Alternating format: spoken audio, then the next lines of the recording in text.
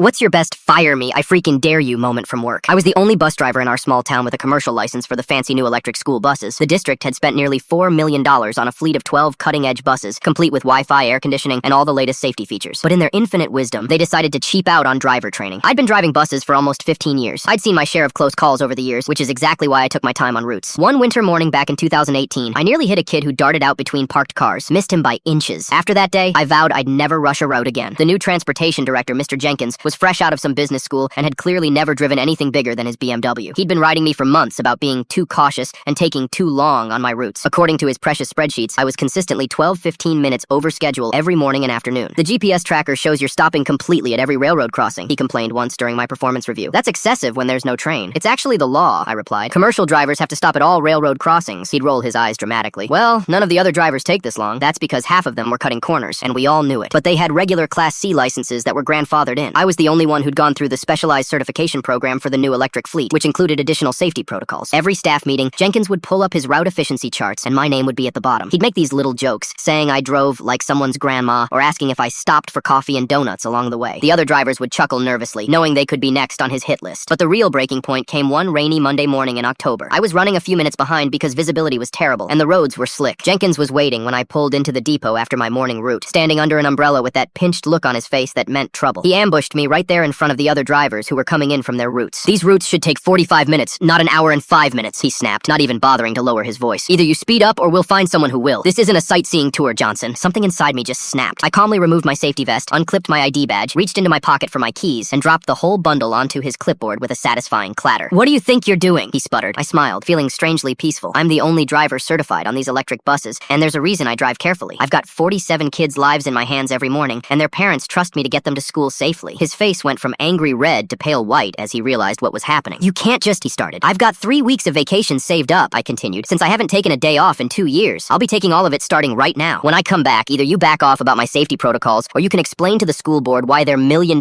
buses are sitting unused in the garage. Oh, and you might want to prepare your explanation for the parents of 500 kids who suddenly have no way to get to school. I turned and walked toward my car in the employee lot. I could hear him calling after me, his voice shifting from commanding to something closer to panicked. Johnson, get back here! You can't just leave! But I kept walking, got in my car, and drove home. By 10 a.m., my phone was blowing up with texts from the other drivers. Apparently, Jenkins was running around like a headless chicken, trying to figure out how to cover my routes. By noon, the superintendent herself called. We need to discuss this situation, she said carefully. What followed was remarkable. A 15% raise, a formal apology from Jenkins in writing, and a promise that I could run my routes according to my safety standards without interference.